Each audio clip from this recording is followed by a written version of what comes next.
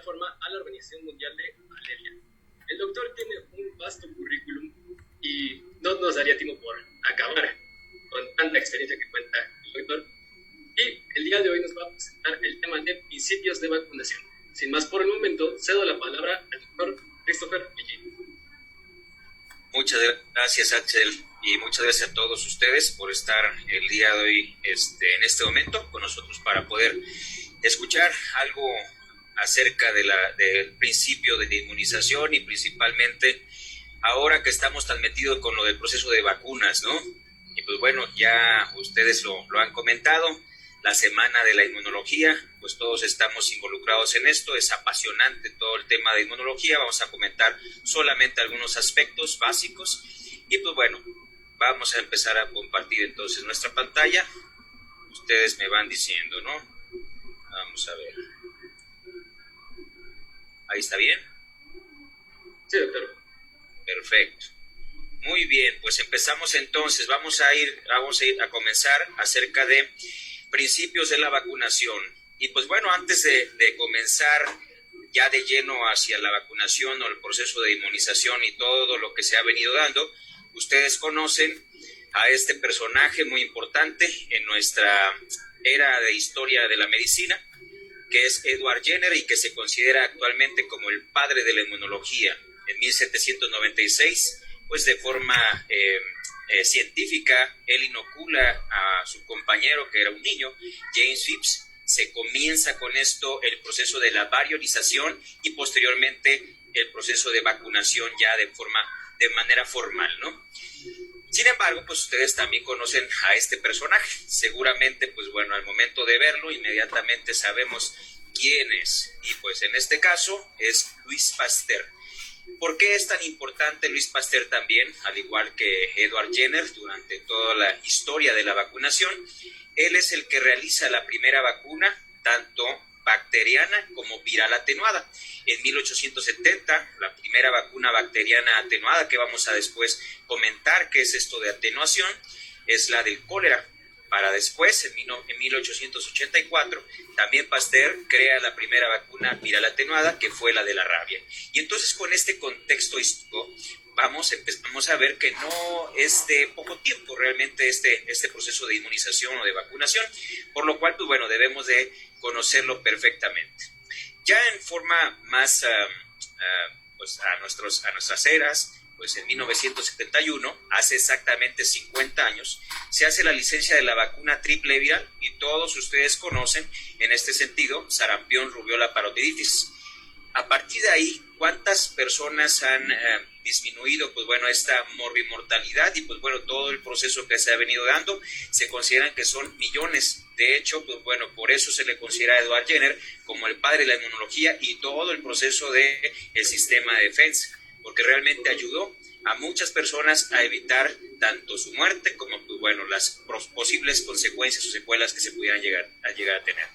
En 1977 se da el último caso de la viruela y pues bueno, acuérdense, y bueno, vamos a comentar tanto el caso de la eliminación como erradicación.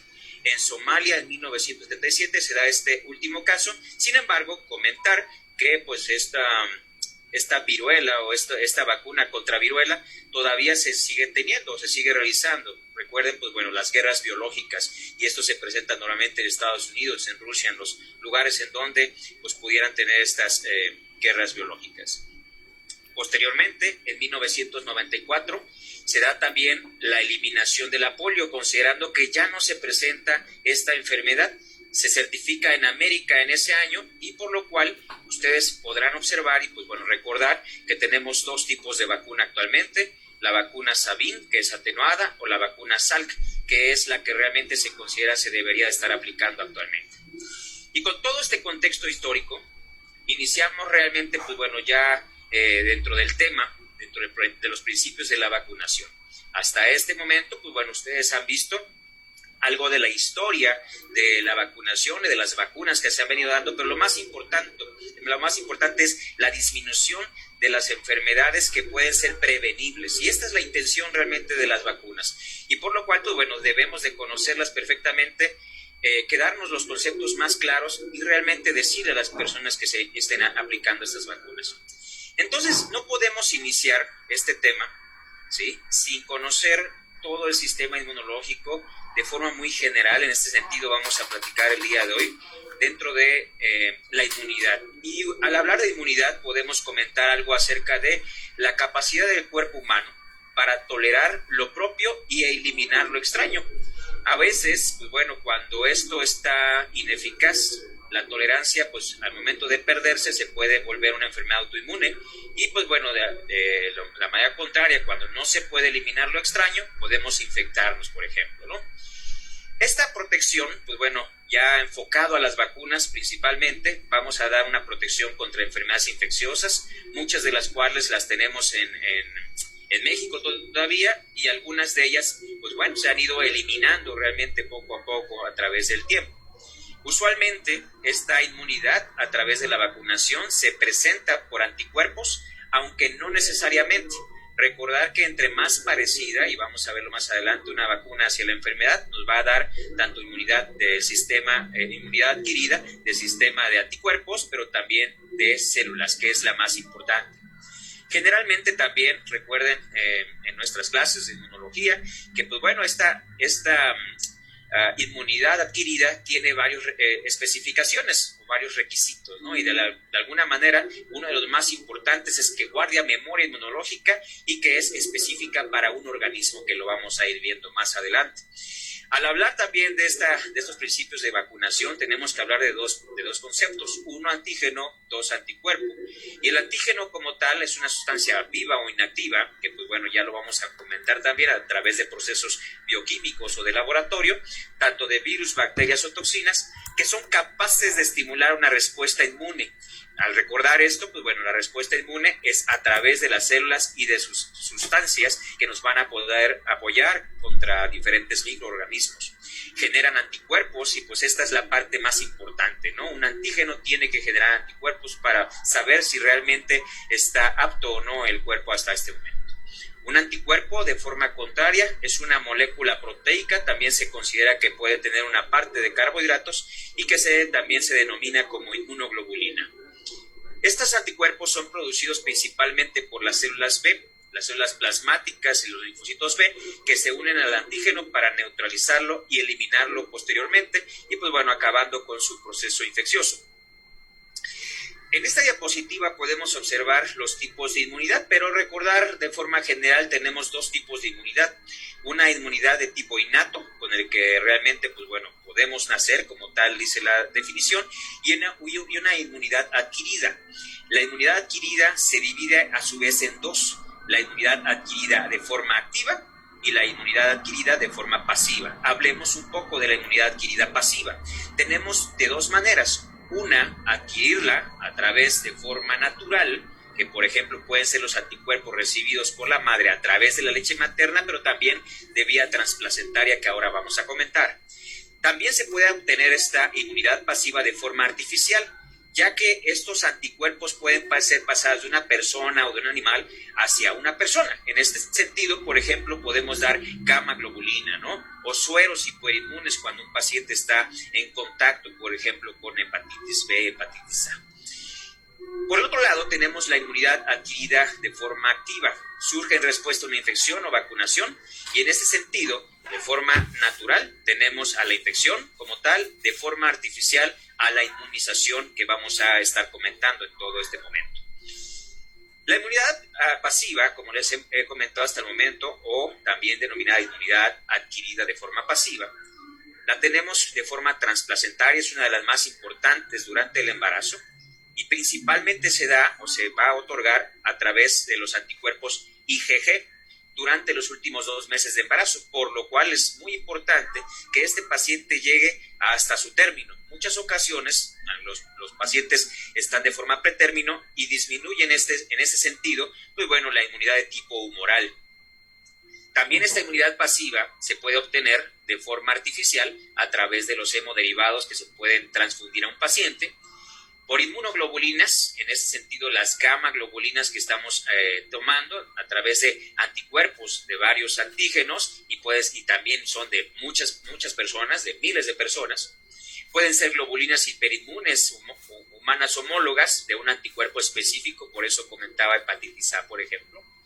O sueros hiperinmunes heterólogos, que en ese sentido, al hablar de heterología, estamos hablando de un animal, por ejemplo, y se dan de forma como antitoxinas. Actualmente pues hablamos mucho y está en boga los anticuerpos monoclonales, y se dice monoclonal porque es de una sola clona y pues realmente es de forma muy específica. Actualmente también en esto se da tanto para enfermedades de tipo oncológicas, reumatológicas y también de tipo alérgicas, como en el caso del asma o urticaria crónica. La inmunidad adquirida de forma activa, en donde realmente el sistema de defensa, eso es lo que hace, se activa. En este sentido tenemos de dos maneras de podernoslas otorgar, tanto por la enfermedad en sí, que es la forma natural, pero también de forma artificial a través de la inmunización o vacunación. El sistema inmune produce una respuesta tanto humoral y celular, en ese sentido principalmente la enfermedad. La vacunación dependerá si es atenuada o es inactiva, lo vamos a comentar adelante. Pero aquí lo más importante de todo, la diferencia entre obtener una enfermedad o aplicarse una vacuna, es que nos va a proteger, pero sin el riesgo de la propia enfermedad. El ejemplo claro que siempre comento es cuando nos dicen los mamás, doctor, ¿y qué no sería mejor, ya que le está dando a mi hijo de 5 años varicela en este momento, que se enfermen los demás? Lo importante realmente acá es, cuando se considera eso, es una idea como un mito muy grande, que por qué no le da, que es una enfermedad benigna. Realmente no sabemos. Ahora lo estamos observando con la enfermedad por COVID. Pues el hecho es de que si a lo mejor a unas personas les pueden haberse infectado y pues puede ser que no suceda absolutamente nada, mientras que otras, que es joven, que es atleta, y pues al final su sistema de defensa puede estar alterado y ese paciente puede llegar a morir. Entonces la idea es con la vacuna está preparado, pero que no tengamos el riesgo de la enfermedad o de sus potenciales complicaciones que podemos tener.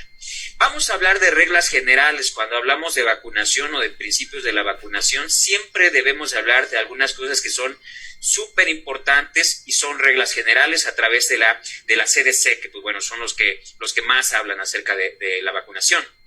Por lo cual, vamos a comentar acerca de esta primera regla. A mayor similitud entre una vacuna y la enfermedad que se genera de forma natural, mejor va a ser la respuesta inmune a la vacuna. Por lo cual vamos a tener tanto una respuesta inmune de tipo adquirido, sí, pero en ese sentido de forma humoral y también de forma celular. Mientras, vamos a ver más adelante que a veces puede ser principalmente de forma humoral. La idea es que lleguemos a obtener lo más parecido a esta enfermedad que sea posible, pero pues bueno, en este sentido disminuyendo las potenciales complicaciones de la enfermedad. ¿Cómo se clasifican estas vacunas entonces? ¿O cómo se clasifican las vacunas en forma general, las vacunas contra microorganismos?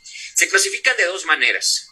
Vacunas vivas, fíjense, aquí es sumamente importante, vacunas que son vivas, o sea, que son agentes vivos, sin embargo, que están debilitados. En este sentido, este proceso se puede dar a través de varios cultivos en laboratorios. Sin embargo, ahí está el bicho, ahí está. A lo mejor no tan consciente, pero ahí está. El otro tipo de vacunas son vacunas de tipo inactivado, en donde se generan a través de fracciones proteicas, como ahora lo vamos a también observar en el proceso de COVID y el ARN, el ADN. Y pues bueno, esto pues bueno, de alguna manera puede disminuir también los riesgos de una presentación de la propia enfermedad. Pero bueno, son estos dos tipos de forma general. Por eso es tan importante cuando siempre preguntamos qué tipo de vacuna es la que se va a aplicar, qué tipo de vacuna es, por ejemplo, las del esquema que se van a aplicar a los 2 meses, a los 4, a los 6. Al momento de tener esto en mente, si es atenuado o es inactivo, vamos a poder conocer a qué pacientes se le puede aplicar y cuáles podrían ser las precauciones o contraindicaciones y cuáles pueden ser las reacciones adversas de cada una. Esto es muy importante, por lo cual, pues bueno, desde aquí debemos de entrar mucho en contexto. ¿Cuáles son entonces estas vacunas vivas atenuadas o cómo se pueden definir? Van a derivar tanto de virus como de bacterias silvestres, o sea, de como están así en el ambiente. Sin embargo, van a estar debilitadas, como lo hemos comentado, a través de procesos bioquímicos del laboratorio. Sin embargo, aquí esto es muy importante, es una vacuna que está viva, por lo cual al meterse al organismo, lo que tiene que hacer es que se tiene que replicar, y cuando un paciente no tiene su sistema de defensa adecuado, puede ser que no tenga una replicación adecuada y por lo cual no tiene una defensa adecuada. Pero también a la par puede ser, si no tiene el paciente un sistema de defensa adecuado y la infección que estamos metiendo a través de esta vacuna atenuada, puede ser que genere una enfermedad importante, muy grave, por lo cual en los pacientes con inmunodeficiencias, ¿sí?, principalmente primarias, secundarias importantes, no se deben de aplicar estas vacunas vivas atenuadas. Y por último, la respuesta inmune va a ser parecida a la infección, porque realmente esta vacuna viva pues viene derivada de la infección, son muy parecidas, por lo cual nos va a dar una respuesta inmune tanto humoral como celular de forma muy importante. Usualmente producen inmunidad con una sola dosis, por ejemplo, vamos a poner así el ejemplo muy claro, la vacuna triple viral que se aplica al año de edad, esa es la dosis suficiente, nos va a generar aproximadamente entre 93 a 95% de protección. Sin embargo, se da una segunda dosis entre los 4 y los 6 años de la triple viral. ¿Para qué se da? Se da como un refuerzo, por si realmente algo falló, para que nos pueda llegar hasta el 95-97% de efectividad, pero con una sola dosis es muy importante su protección. Causan síntomas parecidos a la enfermedad, pero de tipo leve, recordando que esta vacuna, como es tan parecida a la enfermedad como tal, pues me puede dar también síntomas que pueden ser secundarios a la propia enfermedad. Por ejemplo, tanto exantema, platicando, por ejemplo, varicela, que es una vacuna viva atenuada, como triple viral, que también sarampión, rubiola, parotiditis, me pueden dar algunos tipos de exantema y fiebre. Normalmente estas reacciones adversas se van a presentar durante un periodo de incubación o después de un periodo de incubación que es de 1 a 2 semanas después. Y volvemos a lo mismo. Sarampión, rubiola, parotiditis normalmente se encuentran dentro de este periodo de incubación de 1 a 2 semanas. También platicando con varicela, puede ser que un paciente nos llegue el día de hoy, le apliquemos la vacuna de varicela, llega en 3 días, vamos a suponer, la mamá y nos dice, ¿sabe qué, doctor? Pues ya le salieron lesiones de varicela. Usted tuvo la culpa porque le aplicó la vacuna. Pues nada que ver. Aquí lo más importante es poderles decir, no, estamos en un periodo de incubación y muy seguramente aquí existe algo que se llama coincidencia. Ya venía con las lesiones o ya venía con esa infección, el pródromo, y posteriormente se expresó. Pero, pues bueno, no fue por la vacuna, sino que ya traía esa infección. Entonces es muy importante también conocer para que pues no nos engañen, ¿no? También la propia gente que pues bueno, no conoce en este sentido. Pueden ocurrir reacciones graves, claro, con toda la ley. ¿Por qué? Porque acuérdense que entre más parecido es la enfermedad, pues también vamos a tener tanto mayor protección, pero también pueden presentar reacciones significativas porque se parece la misma enfermedad. ¿Puede haber una reversión a la forma patógena? Sí. En este sentido, por ejemplo, la vacuna de polio, la de Sabin que se aplica por gotas en México, puede ser que nos regrese a la polio original. Entonces, por eso se recomienda que ya no se aplique polio oral, sino polio a través de la vacuna Salk. Otra cosa que es importante y que también no es tan conveniente, desafortunadamente, con estas vacunas vivas atenuadas, que se pueden interferir a través de anticuerpos circulantes. El ejemplo claro, el paciente, ¿por qué se le aplica la vacuna triple viral al año de edad? Porque si la aplico a los 6 meses, puede ser que los anticuerpos derivados de la mamá sigan circulando y que me haga un déficit en la efectividad de esta propia vacuna. Son inestables, por lo cual deben de manejarse con mucho cuidado y por lo cual también la red de frío debe de mantenerse muy estricto. ¿Cuáles son estas vacunas vivas atenuadas entonces? ¿Cuáles tenemos en México? Por ejemplo, vacunas que hemos comentado, las virales como antisarampión, antirrubiola, antiparotiditis que viene en la triple viral o en la MMR de Estados Unidos, la antipoliomielítica de forma oral o Sabin, que también la tenemos en México, la antivaccinia que es la viruela, que pues bueno, como les comentaba, se sigue haciendo por lo de las guerras biológicas, antivaricela zoster antifiebre amarilla, por ejemplo, que también se puede llegar a aplicar. Las vacunas vivas atenuadas bacterianas, encontramos, por ejemplo, muy importante todavía en México y que de hecho está en desabasto por lo de la aplicación, por ejemplo, para fortalecer nuestro sistema de defensa contra COVID, es la de BCG, que es la de tuberculosis, la de antitifoidea oral también que se puede llegar a administrar. Ahora, quedémonos con un diferente cassette, las vacunas de tipo inactivado. En ese sentido, las vacunas inactivadas, ahora lo contrario, estas no pueden replicarse. Las vacunas atenuadas sí deben de replicarse para poder tener una efectividad. Las vacunas inactivadas no pueden replicarse porque están muertas. Entonces les ponen fracciones y por lo cual, pues bueno, estas fracciones van a tener sus diferentes formas de hacer esta acción. Generalmente, fíjense, aquí también es muy importante, no son tan buenas como las vacunas atenuadas. Oiga, doctor, ¿por qué no son tan buenas y entonces para qué me las aplican? Bueno, es que hay algunas formas o hay algunas de las infecciones que se pudieron llevar las vacunas atenuadas y otras no se pueden, por lo cual estas vacunas inactivadas se deben de administrar varias ocasiones. Generalmente, como les comento, no son tan efectivas con las vacunas vivas, sin embargo, no quiere decir que realmente puede hacer que nos altere, ¿no?, nuestra eficacia. La interferencia con anticuerpos aquí es una cosa muy buena. La interferencia con esos anticuerpos que habíamos comentado es mínimo. O sea, si yo, por ejemplo, tengo un paciente que tiene menos de 6 meses de edad, le puedo aplicar la vacuna sin problema, porque no me va a interferir los anticuerpos de la mamá. Y también, por ejemplo, me acaban de aplicar hemoderivados y me tienen que poner la hepatitis B, que es una inactivada, me la pueden aplicar sin problema porque no me va a interferir estos anticuerpos circulantes. Generalmente, como les comentaba, como no son tan efectivas, necesariamente requerimos por lo menos de 3 a 5 dosis, doctor, por lo cual entonces ahorita, ¿no? O sea, otra vez llevándolo a la pauta original, a lo que estamos viviendo ahorita, vacunas COVID, son vacunas que se están aplicando, las que realmente están afuera, en el mercado, vamos a decir, son vacunas inactivadas, ¿sí? Y por lo cual necesitamos varias dosis, ¿sí? En este sentido, por lo menos ahora lo que se está administrando y se quiere ver que con esas dosis, las 2 dosis que se están aplicando sea suficiente, pero la importancia es que sean varias. Hablando, por ejemplo, de pentavalente, se administran 3 al principio, después otra más y después una que tiene un refuerzo con DPT, ya no el pentavalente completo. Pueden requerir dosis extras porque se va disminuyendo esta efectividad y puede ser que a los 5 años, a los 10 años, necesitemos nuevamente reaplicar o vacunas de influenza, por ejemplo, que se deben de aplicar cada año, principalmente en personas que tienen cierta susceptibilidad. La respuesta inmune, fíjense, aquí también es muy importante, es de tipo humoral principalmente, a diferencia de la vacuna viva atenuada, que es humoral y celular y por lo cual es mucho más conveniente. El nivel de anticuerpos disminuye con el tiempo y por lo cual lo que decíamos que requieren dosis extras. ¿Cuáles son entonces estas vacunas inactivadas que tenemos en México? De vacunas enteras, por ejemplo, de virus, de bacterias, ¿no? O sea, de forma muy general son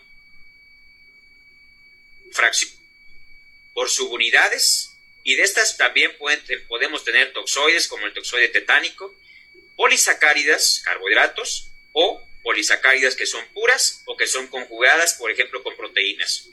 En este sentido, vamos a ver cuáles son cada una. Vacunas de células enteras, que realmente la idea es cada vez disminuirla y que solamente sean fracciones. Por ejemplo, actualmente tenemos la de influenza, vacuna viral, antipolio, que es la SALC, que es la que me protege contra el polio y que me va a disminuir a que tenga una reversión. La de la rabia, la de la hepatitis A, que también no está dentro del esquema como tal de vacunación actual, sin embargo, pues en algunos lugares, instituciones, la llegan a aplicar. Vacunas bacterianas, en ese sentido, contra la pertussis o tosferina, tifoidea, cólera, y contra la peste, que pues nuevamente, ¿no? Guerras biológicas al momento. Vacunas por fracciones, por subunidades. Otra vez, sigue siendo una partecita, no está viva, está muerta y necesitamos solamente una parte. Actualmente la que se aplica por situaciones de ingeniería genética, por antihepatitis B, antiinfluenza, que realmente es la que estamos aplicando actualmente y por eso se ha disminuido muchísimo los riesgos.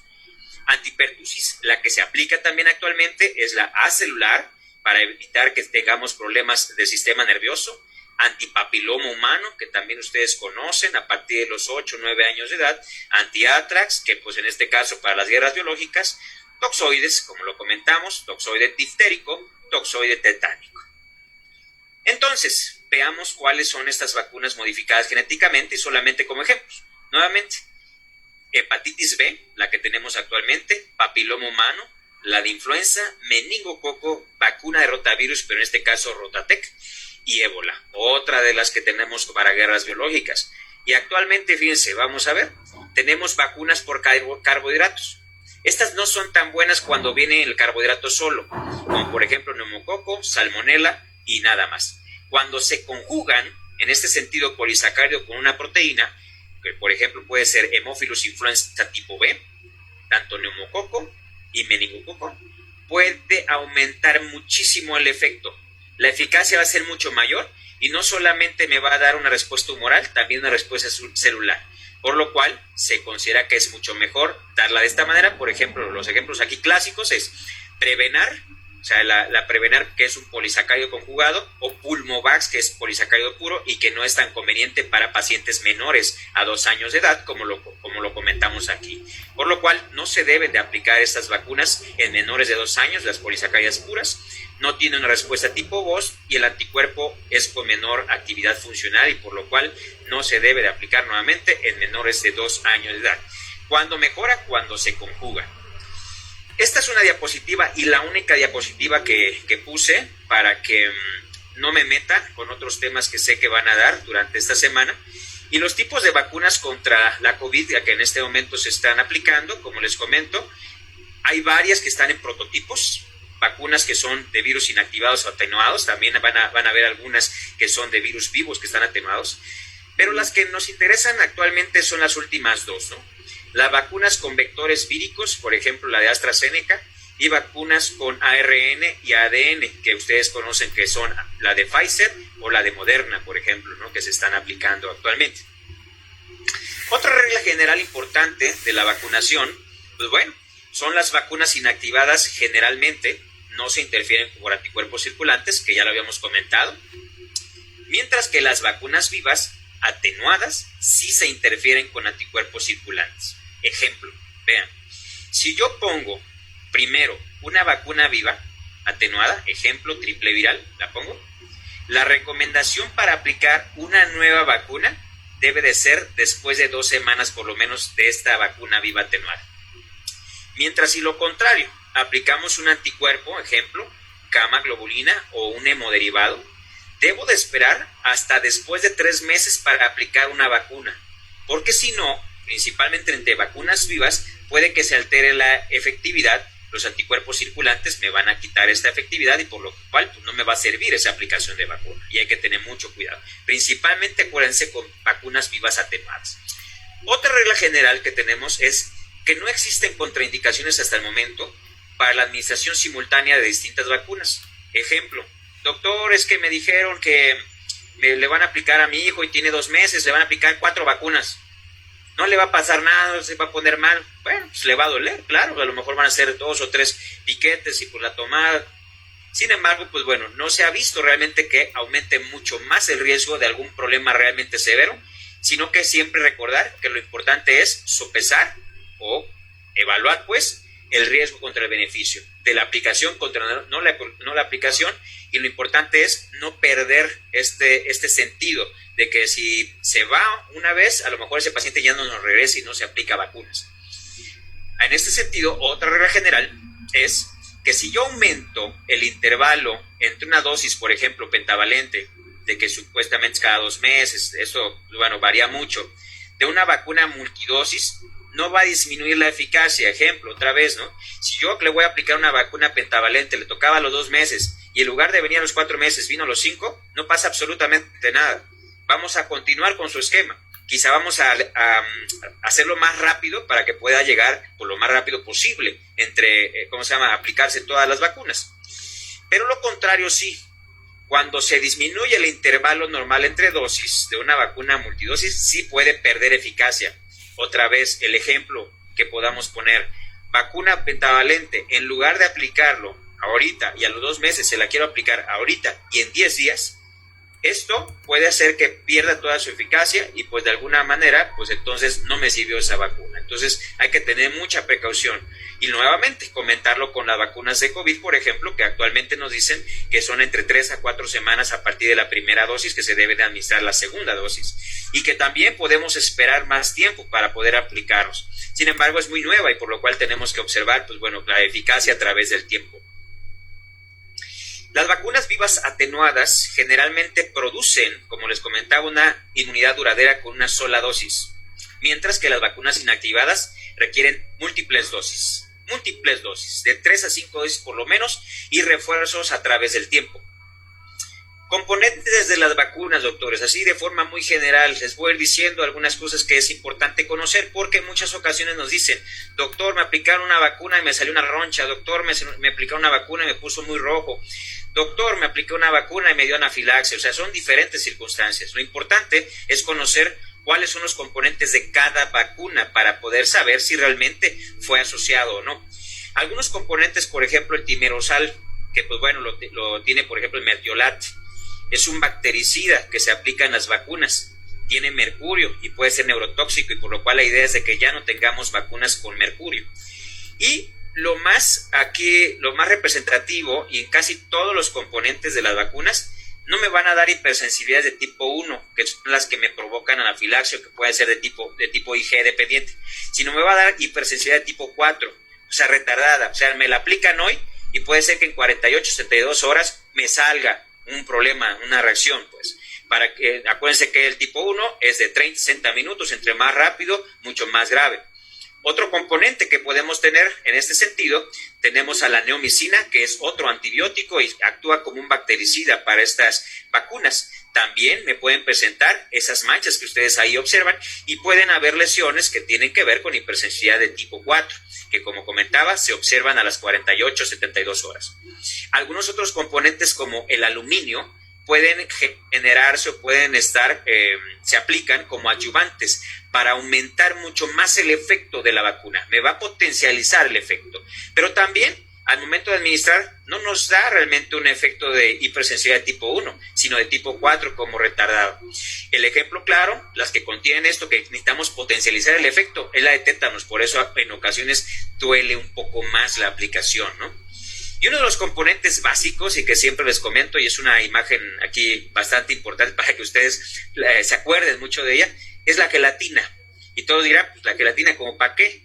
La gelatina funciona como un estabilizador de muchas de las vacunas, principalmente las vacunas que son de tipo atenuado, la varicela, la triple viral, por ejemplo. Y en ese sentido, muchas ocasiones, en lugar de que realmente la alergia o la reacción que pueda tener, una reacción secundaria que pueda tener el paciente, en lugar de que sea por el huevo, o sea, sí, que normalmente siempre lo relacionamos con esto, es más por la gelatina, recordando que también se puede hacer tanto de huevo, de cartílagos de cerdo, etcétera, ¿no? Entonces, también se puede presentar y nos puede dar una reacción también severa. Otros componentes, como lo comentaba hace un momento, el huevo, existen algunas como la triple viral, que se cultivan principalmente en fibroblastos de pollo, y por lo cual realmente es muy raro que se llegue a presentar una reacción de alergia, mientras que la vacuna de influenza sí puede presentar un poquito más de reacción. Sin embargo, pues bueno, no se recomienda que se dé el alimento previo a la aplicación, sino que se administre y que se valore en ese momento. Obviamente siempre estar preparado ante un evento de anafilaxia. Otros componentes como el látex que se pueden llegar a tener a través del émbolo, y pues que podamos tener también algunas alteraciones. Levaduras como el antígeno de Helicobacter pylori, que se va a cultivar en Saccharomyces cerevisiae, y pues bueno, también nos puede dar problemas. Y otro de los componentes actualmente más relacionados con alteraciones de la vacuna del COVID es polietilenglicol, que se encuentra, por ejemplo, en los laxantes, ¿no? Cuando queremos llegar a laxar al paciente antes de las cirugías, en pasta de dientes, en champú, que este es el principal elemento, el principal ingrediente que se ha relacionado con anafilaxia en este tipo de vacunas y, pues bueno, el contenido de ellos. ¿Qué reacciones adversas después de la vacunación podemos encontrar? Pues ya, ustedes las conocen, de tipo locales, las más frecuentes, de tipo generalizadas o sistémicas, y de tipo muy graves, que son las alérgicas reales. Estas locales que ustedes conocen es al momento de aplicar, y lo que nosotros conocemos es el dolor, que normalmente se presenta, rubor, calor y tumefacción. Normalmente son leves y autolimitadas, son comunes con las vacunas o principalmente con las vacunas de tipo inactivado, no nos van a causar realmente un evento sistémico en la mayoría de ocasiones, mientras que las reacciones de tipo sistémico sí me pueden dar las reacciones de la propia enfermedad. Fiebre, malestar, cefalea o hasta exantema, por ejemplo, triple viral nos puede dar hasta el 5% de todos los casos. Son muy inespecíficas, pueden ser solo una coincidencia, como les comentaba, por eso lo importante de las incubaciones de cada una de las enfermedades, y son mucho más comunes con vacunas de tipo atenuado o debilitado. Las reacciones adversas alérgicas, las graves, las que realmente podemos encontrar, son las menos frecuentes. Son causadas tanto por el microorganismo, pero también por el componente de la vacuna. Son muy infrecuentes y, pues bueno, por eso debemos de identificar a las personas de alto riesgo, de muy alto riesgo, y por lo cual esto es lo que más se considera actualmente también con la vacuna de COVID y con todas las vacunas. Principalmente hacer una evaluación previa a la aplicación de la propia vacuna. ¿Cuáles son las contraindicaciones y precauciones? De forma general, doctores, de forma muy general, las contraindicaciones absolutas realmente son las vacunas atenuadas no se deben de aplicar en pacientes que tengan alergias al componente o que tengan inmunodepresión o que estén embarazadas, así de forma muy general. Mientras que las vacunas inactivadas son cuando tenemos alergia a alguno de los componentes, se contraindica completamente, mientras que lo demás son contraindicaciones relativas o precauciones. Por lo cual, por ejemplo, una paciente embarazada se le puede administrar vacuna inactivada, ejemplo, tétanos, difteria y vacuna de influenza. En un paciente con inmunosupresión también se puede administrar.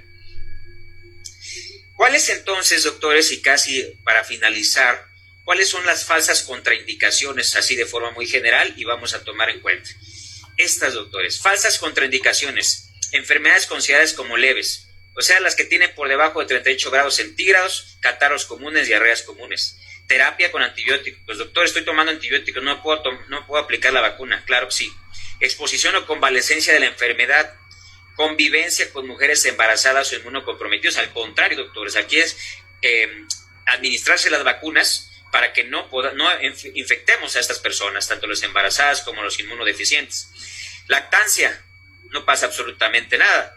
Prematuro, depende qué tan prematuro. Menores a 2 kilos, la idea es que no se apliquen porque puede perder eficacia. Alergias a productos que no están en la vacuna. Doctor, tengo alergia al camarón. Pues la vacuna no tiene el camarón, no pasa absolutamente nada, ¿no? O alergia que no es anafilaxia. Por eso, aquí casi siempre les comentamos a los pacientes, doctor, es que tengo duda por lo del COVID, yo estoy en tratamiento con usted por alergia a los ácaros del polvo. No pasa nada, ¿tuvo anafilaxia? ¿Algún problema con medicamentos? No, pues nada más ronchas, no pasa nada, riesgo-beneficio. Historia familiar de eventos adversos, el problema lo tuvo el familiar, no yo. Necesidad de administrar distintas vacunas, lo que comentábamos, 4 o 5 vacunas se pueden administrar al mismo momento.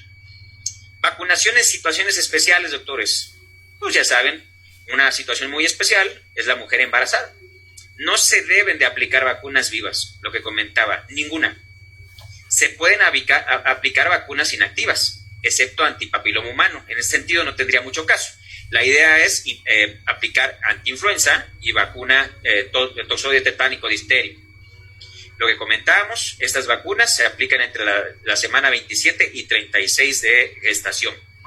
Y la vacunación también se debe de aplicar a los cuidadores y a los contactos. En la inmunosupresión, por ejemplo, puede ser por diferentes causas, por enfermedad, por ejemplo, inmunodeficiencias congénitas, no se deben de aplicar vacunas vivas, lo que comentaba. En leucemia lo mismo, no se deben de aplicar vacunas vivas. Cáncer diseminado, no se deben de aplicar vacunas vivas. VIH-Sida, no se deben de aplicar vacunas vivas. Yo creo que para que se quede muy bien, lo repito hasta el cansancio.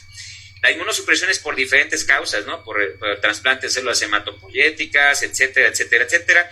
Pero de forma muy general, doctores, y para no detenerme mucho tiempo, la vacunación solamente se debe de aplicar en sus pacientes con vacunas de tipo inactivo.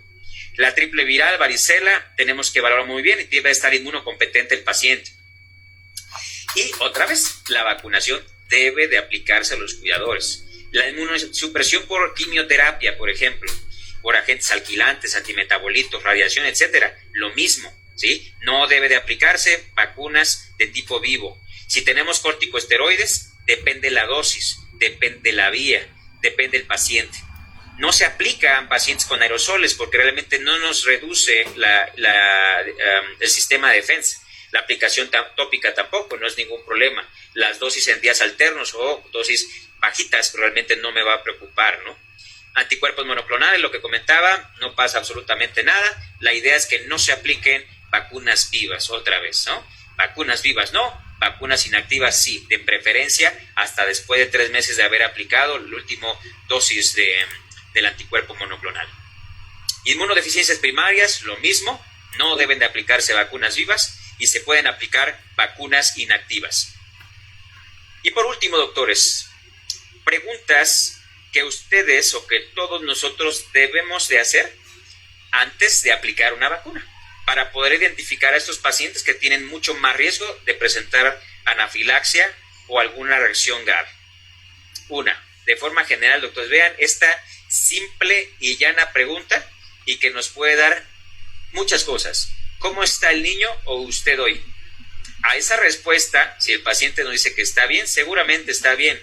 Después puede acordarse de que pues, se cayó, estuvo sangrando de la nariz, comió mal, lo que sea, pero realmente a esa pregunta nos va a dar mucho panorama. ¿Presenta alergias a alimentos, medicamentos o vacunas? Comentábamos, ¿no? Puede ser que alguna vacuna contenga algún tipo de medicamento. Puede ser que una vacuna previa le haya causado algún problema y se parezca a la de ahorita. Entonces tenemos también que presentar o que pensar todo ese tipo de reacciones. ¿Ha tenido algún problema desde la última vez que se vacunó? Lo mismo que ahora pregunta con la de COVID, ¿no? Si la primera vacuna nos causó un problema grave, la segunda no se debe de administrar. ¿Ha presentado convulsiones o problemas del sistema nervioso central? Principalmente estas con la vacuna de tipo pentavalente que era la previa, la celular y ahora es acelular. ¿Ha presentado asma, enfermedad pulmonar, cardíaca, renal, alguna enfermedad importante para poder determinar si realmente le podemos aplicar la vacuna, si es una vacuna viva, lo que comentábamos, ¿no? ¿Presenta cáncer, leucemia? Lo mismo, si tu sistema de defensa está bajo, no vacunas vivas. Si recibe esteroides, ¿qué tanta dosis, qué vía? Y tenemos que evaluar si realmente le podemos aplicar vacunas vivas. ¿Algún conviviente, algún cuidador tiene problemas inmunes? Aquí tenemos que valorar muy bien a los pacientes y la idea es que sí se aplique. ¿Ha recibido derivados sanguíneos o gamma globulina durante el último año, principalmente por vacunas vivas que se interfieren con anticuerpos? ¿Está embarazada o en probabilidad de embarazarse? Esto es algo complejo, siempre comento, ¿no? O sea, es muy difícil poder predecir si se va a embarazar o no una mujer, y más actualmente, ¿sí? Pero, pues bueno, si está embarazada, no vacunas vivas. ¿Ha recibido vacuna en las últimas 4 semanas? Y ya nada más, tenemos varias cartillas nacionales de vacunación, tenemos mucha aplicación desde el paciente de 0 meses hasta el paciente pues adulto mayor. Y pues todos nosotros debemos de tener una cartilla nacional de vacunación para poder realmente aplicarnos. Debemos de ser ejemplo para poder nosotros establecer entonces este diálogo con los pacientes y familiares. Pues muchas gracias, doctores, les agradezco mucho su invitación, el haber estado conmigo el día de hoy, ojalá y les haya servido, y pues en este momento, ahora sí, las preguntas que quieran. Adelante, doctores.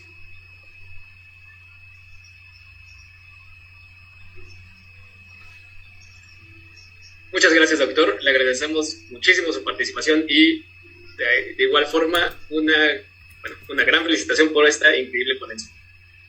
Pasaremos a la sección de preguntas. La primera pregunta que tenemos aquí en el chat es: buenas tardes, doctor. En el caso de un paciente que presente una enfermedad autoinmunitaria, ya sea artritis reumatoide o lupus eritematoso sistémico, y este lleve su tratamiento sintomático, ¿se le puede aplicar una vacunación?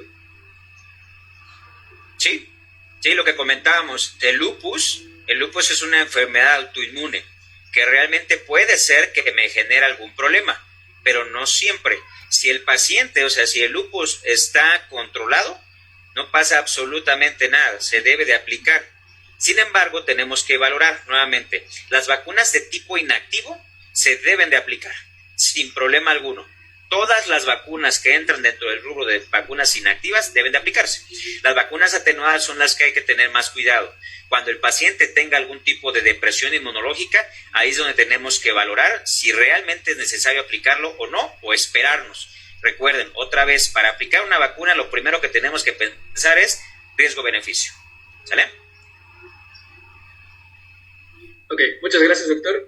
De igual forma, aquí tenemos preguntas del chat de Facebook. Estamos realizando igual una transmisión vía Facebook. Esta dice, bueno, más que nada es una petición. Disculpe, doctor, muy buenas tardes. ¿Podría repetir por qué no se debe aplicar vacunas de polisacáridos en menores de 2 años, por favor?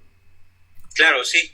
Las vacunas de polisacárido puro, o sea, normalmente, por ejemplo, esta siempre pongo el ejemplo más básico, que es la vacuna de neumococo, que es la de 23 serotipos y que se administra de forma general a los pacientes adultos mayores o a los pacientes que tienen algún defecto, por ejemplo, como asplenia, ¿no?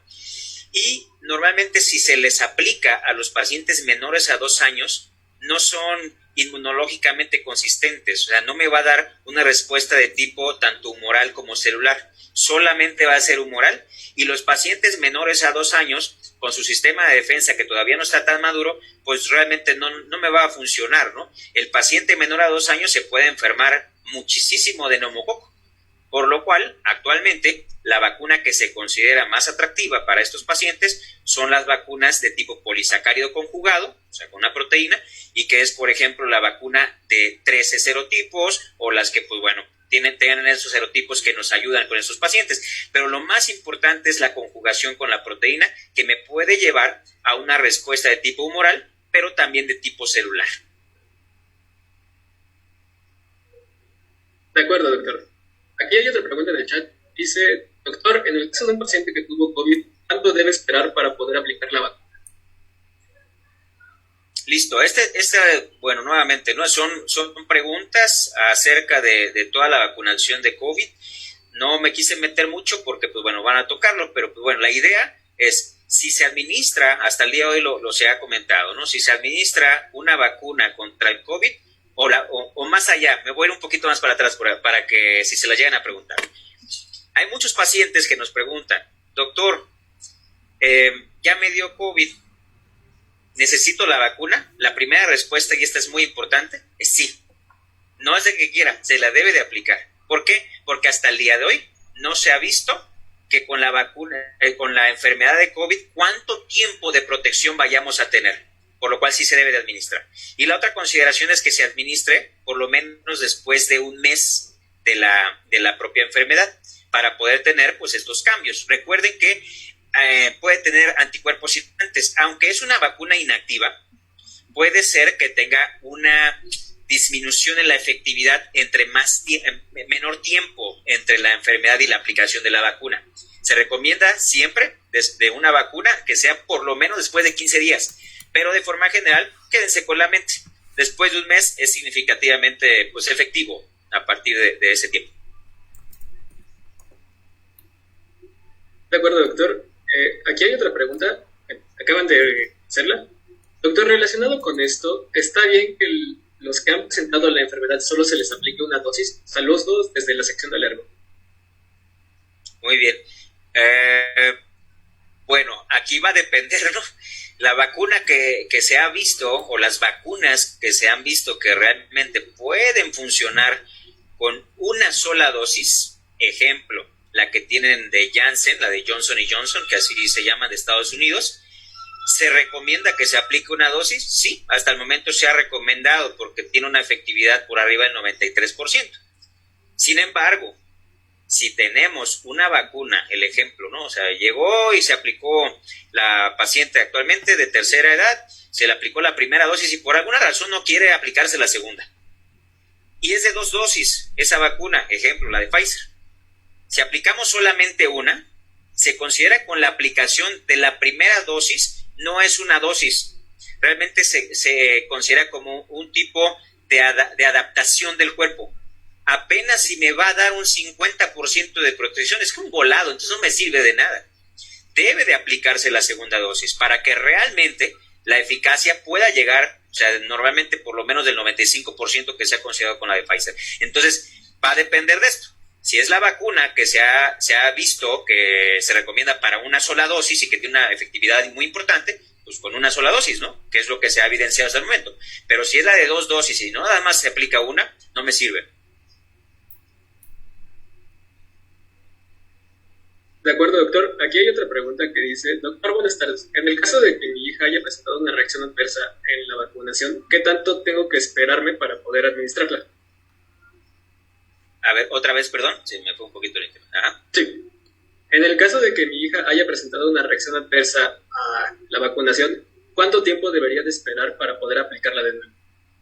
Ok, primero, ¿a qué tipo de vacuna? Esa sería como lo más importante, ¿no? Las reacciones adversas normalmente también pues va a depender del tipo de reacción adversa. Ejemplo, si le aplicaron la vacuna triple viral, se la ponen, y tuvo una reacción adversa de tipo local, pues no pasa nada, ¿no? Se debe de aplicar al tiempo que le toca. Si le aplicaron una vacuna pentavalente a los 2 meses y tuvo fiebre, ¿no? Pues el esquema te dice que es a los 2 meses de la primera. Se aplica normal. Va a depender realmente del tipo de reacción adversa. Vamos a poner el ejemplo así más extremo agresivo, ¿sí?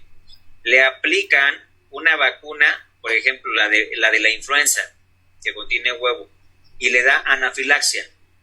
¿Le tienen que volver a aplicar la vacuna? Es una pregunta muy compleja realmente. Por ejemplo, para los CDC de Estados Unidos, nos dice que si es muy importante y que el riesgo-beneficio va a ser mucho mayor, se le hagan pruebas a ese paciente. Las pruebas de alergia principalmente para el huevo. Y después retos orales. Si es que el paciente tiene, un problema extremo, ya no se le aplica.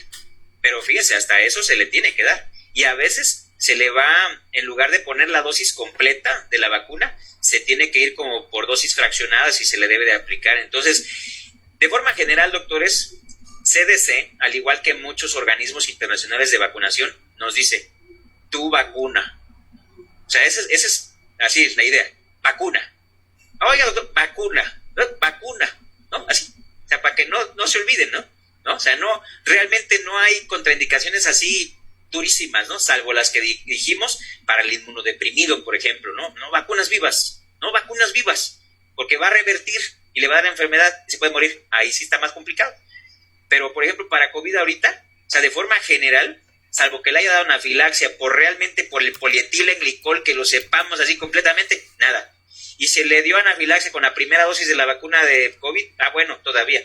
Pero todo lo demás, aunque tenga alergias múltiples a medicamentos, doctores, aplíquesela.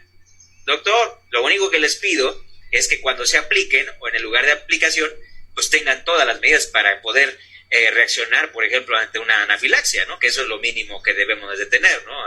Adrenalina siempre, ¿no? Por lo menos. De acuerdo, doctor. Aquí tenemos otra pregunta. Dice, doctor, ¿tendría algún efecto la inmunidad o en el estado general del paciente aplicar más de la dosis indicada? Por ejemplo, en el caso de que una vacuna requiera 1 o 2 dosis y a se le aplique posteriormente otra dosis. Ok. Bueno, déjame entender, es que hay 2 panoramas ahí. O sea, que le pongan más dosis, por ejemplo, de las normales, le ponen 0.5 mililitros, ¿no? O sea, vacunas triple viral, pentas, etcétera, 0.5 mililitros. Si le aplico 1 mililitro, pues es mucho más riesgo de reacción adversa. O sea, ahí no se recomienda. Y la otra consideración es, por ejemplo, vacuna hepatitis B, ¿no? La hepatitis B se la administro al nacer a los 2 meses. ¿Le puedo poner a los 4? Sí. ¿Le puedo poner a los 6? Sí se podría. Pero no se recomienda tanto porque pueden haber depósitos o pueden haber formaciones de inmunocomplejos. Sí puede aplicarse esa vacuna misma, pero a través de más tiempo, o sea, darle más tiempo. Ya se administró las primeras 3 dosis, ¿no? En la etapa de la infancia. Oiga, doctor, es que tengo mucha exposición a, no sé, tatuajes, hago tatuajes, pues, estoy en un centro de drogadicción, bla, bla, bla, bla. Ok, ¿te la pudieras poner a los 12 años? Sí. A los 12 años se aplica. Y después a los 17 podría ser, ¿ya? O sea, lo importante es que las vacunas inactivadas son las que sí realmente se deben o se podrían aplicar de forma regular o con más regularidad. ¿Por qué? Porque el sistema de defensa empieza a bajar de acuerdo a cada enfermedad. Recuerden también otra cosa muy importante, que las enfermedades no tienen la misma mortalidad de acuerdo a las edades. Otra vez, ejemplo, ¿no? Cuando hablamos de pentavalente, pues está DPT, está hepatitis B, hemófilos influenza. Hemófilos influenza, por ejemplo, sí es muy importante por mortalidad durante los primeros años de vida, Pero cuando ya pasamos de los 5 o 7 años, pues realmente hemófilos influenza tipo B nos va a dar a lo mejor problemas de los oídos, alguna cosa, pero no nos va a matar posiblemente. Lo que sí depende del paciente. Si es un paciente inmunodeprimido, sí puedo aplicarle esta vacuna de hemófilos influenza tipo B. Es una vacuna inactivada y puede ser que me ayude. Entonces ya no se aplica el esquema nacional de vacunación, ya es un paciente así muy específico. Y por eso siempre les digo, ¿no? O sea, no nos quedemos con el esquema de vacunación nada más, pues, ¿no? O sea, eso está así, es cuadrado, ¿no? Y es solamente es así como para pensar, a mí me dijeron a los 2 meses, tiene 2 meses, una semana, ya no le toca, ¿no? Venga a los 4 meses, oye, pues no manches, ¿no? Está bien, ¿no? Para una institución, pero para nosotros que pensamos un poquito más, pues no. De acuerdo, doctor. Y otras últimas 2 preguntas. Hola, aquí en el chat dice: buenas tardes, doctor, excelente ponencia. En el caso de un paciente pediátrico que no cuente con esquema de vacunación completo, ¿cómo se utilizaría el esquema? Por ejemplo, un paciente de 2 años sin vacuna de BCG ni hepatitis B. Misma situación. O sea, aquí lo importante es riesgo. ¿Cuánto riesgo tiene? O sea, si no fuera de 2 años, si tuviera 14 años, riesgo de tuberculosis, ¿qué tanto? ¿No? Riesgo de hepatitis B, ¿qué tanto? A lo mejor el de 14 años ya no le toca ninguna de hepatitis B, o a lo mejor le pongo una por ahí porque quiere ser médico, ¿no? Y pues puede tener ahí actividad. Entonces, ese paciente de 2 años que no se ha aplicado la de BCG, se considera, por ejemplo, en alguna literatura, que se puede aplicar hasta los 7 años. Hay una que te dice hasta los 14 años. Hoy, doctores, la vacuna de BCG se está viendo, por ejemplo, en Estados Unidos y en otros lugares del mundo, que no se aplica la vacuna de BCG. Hoy muchos la quieren, ¿sí? Porque están viendo que el sistema de defensa humoral y celular lo activa. Y no por tuberculosis, sino para otras cosas, ¿no? Entonces también eso nos puede funcionar.